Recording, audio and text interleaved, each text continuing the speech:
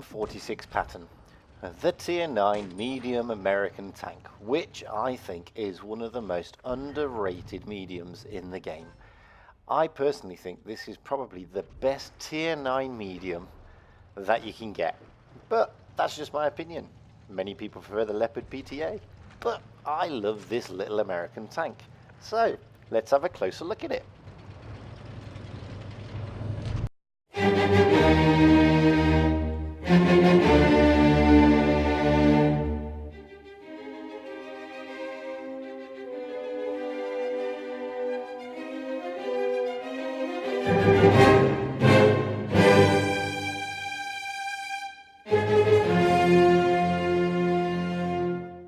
Hello again everybody and welcome back to Fujit's Blitz, and today we're going to have a look at the M46 Patton, the Tier 9 American medium tank, which, as I said, is one of the most underrated mediums in Blitz, in my opinion.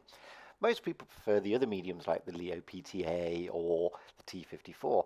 This, however, is, in my opinion, a really great little medium tank. And it's a real tank, and there's a picture of it there, sat in the big red one 1st Armored Divisions Museum in Illinois. So a lot of people think this is a World War II tank. It's not. It actually came about in 1948, funnily enough, and was named the Patton after the demise of General George S. Patton, and was the first tank to be so named. And it also saw service up until the very late 1950s. But what's it like to play in Blitz? Well, for a Tier 9 it has a lot of things going for it, but like all tanks it also has a lot of vulnerabilities. Now at this stage I would normally show you the armour, but unfortunately for some reason my armour inspector is not working today. However, I can tell you that the armour on this thing is pretty weak. Okay, you can't really side scrape it, and it's got a really solid mad clip, but everything else is pretty thin. And as you can see here from the hit points, it's only 1750. Most things are going to pen you. The other downside is its gun. Now, it will dish out about 350 average damage, top alpha, on the standard AP. It will dish out 300 on the APCR, and it will dish out 440 on the HE. However, the penetration sucks. Penetration on the AP is about 218, on the APCR is about 265, and on the HE is about 53, all of which are pretty low for this tier.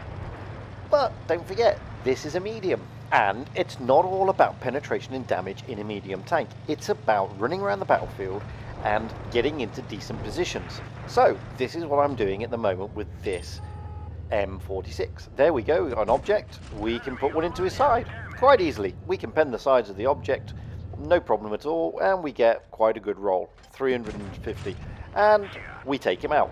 So if you use this tank wisely and you roll around the battlefield and you don't stop and you pick your targets and you pick your shots, you will have good fun. So there we go, we've taken 3 shots, we've killed 2 tanks. Now we're going to go and play with an E75. Pretty difficult to pen with this tank and with this gun. As I said, the pen values, they're not that great along with the damage that it dishes out. But here we go. On the sides, we can get good damage. Sides in back of the E75 aren't exactly as thick as you think. On the back, we get another good roll of 320. Now we've taken, what, 5 shots, 6 shots, and we've done 1500 damage almost. And we've got 3 kills, which isn't that bad in this tank.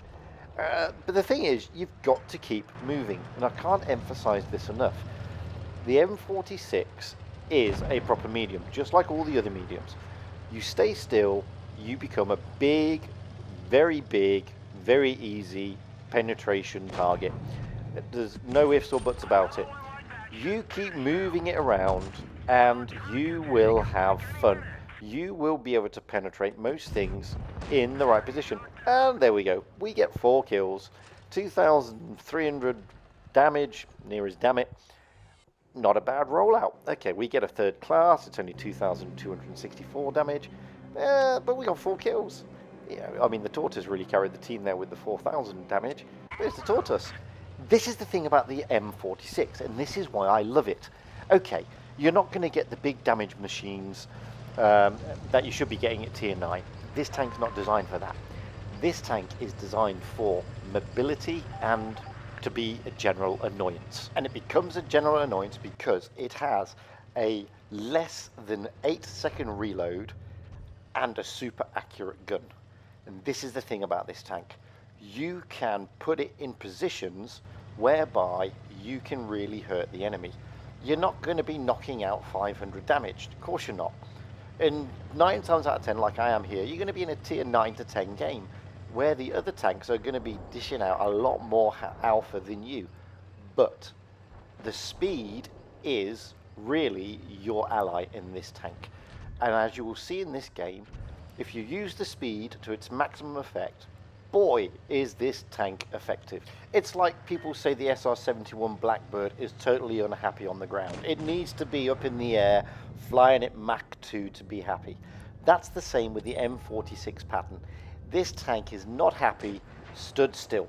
It's not happy camping behind bushes or whatever, waiting for the enemy to come. It is only happy when it's running around the battlefield like a crazy thing, trying to find targets to latch onto, to hit, and then run away and find a new position. That is when this tank has a massive smile upon its little face. So I'm trying to get behind the Foch here. Very dangerous tier 10 TD. And there he is. There's the Foch. What can we do? Well, we can stick one into his back and get a nice 300 roll. Now he's turned because he knows he's in danger. Wait for him to turn, stick another one into him. Get another 300 roll into the back of him. Now we get behind him because this tank is so mobile. And we didn't take him out. Somebody else took the kill for us. But hey, you know, we've done just over 1,000 damage all on one tank. And probably the most dangerous tank on the battlefield has now gone. So we're going to double back. We've had our fun down there. We're going to turn around and head back to where we came from. And there's another Patton. This time it's the M48, the bigger brother of the M46. And we stick one into him. Okay, he sticks one into us, but we knocked one into him first. Now, like I said, doesn't like being stood still. It's thinking about it, but it doesn't want to be there. It wants to move. It's eager to go. It's roaring, jumping at the bit. So let's go. And we get another kill. So, sorry, we get a kill because we didn't kill the Foch. That's one kill down, and we've torn up the battlefield a little bit so far. Now we're going to go down and have a look at this T-30. Another dangerous tank. He's all on his own. Oh, we get one into him. We try to move this way. We screw it up a little bit. Allow him to fire us, which was a really bad move on my part. But, you know, now we're playing around with him. He can't really shoot. We get another 370 into him, and somebody else comes and takes it out. 2,200 damage. But the emphasis on this tank then was how effective it is running around the battlefield. Okay, another third class. Middle of the pack. It was a tier 9, tier 10 game. The thing about this tank, as I said, you will only get it to smile when it is not stationary. It's a seeker. It needs to seek out targets. It needs to fire a shot and then move. And it constantly needs to do that. And the glorious thing about this tank is you've got a super accurate gun that allows you to do exactly that. It allows you to put in a well-aimed shot very quickly and then leg it. You've got a less than 8-second reload. It's 7.5 seconds. So by the time you've legged it to, I don't know, 50 meters, you've got one in the barrel ready to go again. So here we are on Himmelsdorf. Again, it's another tier 9, tier 10 game, mostly tier 10. What can we do this time? Oh, there's an E100. Hey, we can get 350 into the side of him. See how accurate this gun is. I mean, it's just a fantastic piece of machinery. There's an M103, and we get 350 into him as too. Shoot and run away. Now there's a couple of tanks down here. There's an STB, and what else we got? We got a T30, another 350 into the T30. Now we fired. Now we move, and we keep moving. STB, we get another 300 into him, and we get a very rare bounce in the Patton. It does like being hauled down. to be honest with you. So we fired and we moved again. And this is what you've got to keep doing with the M46. You've got to fire and move all the time. Like I said, it's not happy unless it is moving. So you come in, you stop, you fire, you move. Okay, the T-30 is going to hit me probably, unless somebody takes him out. Oh, I get around the house just in time. I can get him. Yes, I can. And now we're moving on to the STB. Maybe we can get there before somebody else gets him. No, he disappears into the middle, round the corner. But don't despair. You're in an M46. And you've got the engine power and the mobility to move around the battlefield very quickly. Oh, he's put himself in a hole. I can't shoot him in a hole. I get a bounce, he doesn't, but I can get rid of him now. Oh, no, I can't because the VK takes him out. Now, let's get out the hole and see what else we can do. We are 3 tanks down. The Reds are only 2 tanks down. Well, we're not in a bad position. Okay, the E100 there is having a bit of a hissy fit. I don't know why. Very unhappy. Clearly he died first. And there's an M103. Can we get it into the side of the turret? No, he turned his turret far too quickly, which is a shame. But here we go. Hold down a little bit. He takes a snapshot, misses. We get 350 into his nose. He's got a long reload. Oh, and the VK takes him out as well. So I guess the VK is just following me around at the moment and taking out all my kills, which it doesn't matter. So we're now looking in a better position. Suddenly, we are 4 tanks, and they are 3. We got a Grilly and an E100. Move around this corner. We can at least get something on one of them, be it the Grilly, hopefully. Oh, no, the E100 will do then. And we get another bounce.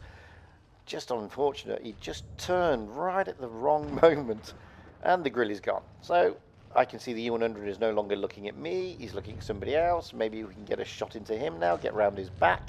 No, he's gone too. This time the FV came into play. So we've just got the IS-7 left. And you constantly move in this thing. And we can put one into the IS-7, get a nice 360. We can get another one into him maybe. Take a bit of a ram. We cause him a bit of damage, but he causes us more. We bounce. We get round him because our mobility is so good. We stick one into his back. He's down to 8 hit points. Can you believe it? Can we load quickly enough? Can we get the kill? Can we get him? Yes, we can. So, 2 kills, 2,600 damage, I think. Oh, no, more than that. It's 2,900 damage and a second class. And this is how I love this tank. This tank is totally happy when it's running around the battlefield. And coupled with this super accurate gun, okay, it's not got the greatest damage, but it's got really good penetration. It's got a great reload. The aim time is fantastic, and the mobility is just to die for. I prefer this tank to the Leopard PTA and the T-54. Maybe I'm just crazy like that, but this tank is, in my opinion, one of the most underrated medium tanks in the game at tier 9. Like I said, lots of people prefer the Leo PTA, etc., etc. But I've got a thing for this little tank. I just think it's just a great little medium. It really is.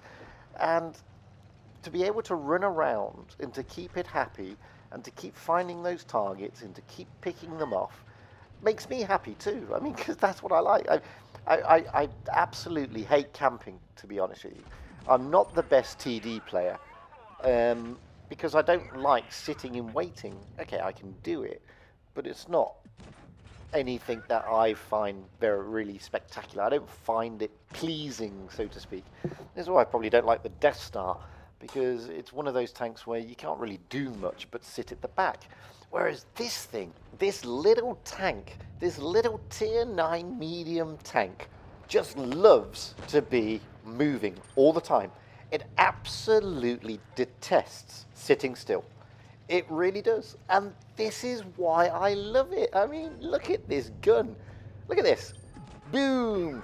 300 top alpha roll straight into the back of the T-30. And 8 seconds later, you can do it again. It's great. Under the 300. This is beautiful, and then move away, reposition, re-aim, and stick another 300, this time into an E75.